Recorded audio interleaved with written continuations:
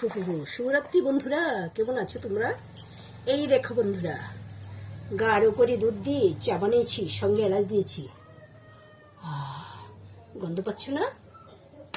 এই দুধ চার সঙ্গে ফুলকো ফুলকো লুচি খাবো, ফুলকো ফুচি। আহা হারি, 1 মাস থেকে জানো তো বন্ধুরা, আমি 1 মাস হলো লুচি খাই না। উফ, আজকে আমি মনের সুখে খাবো।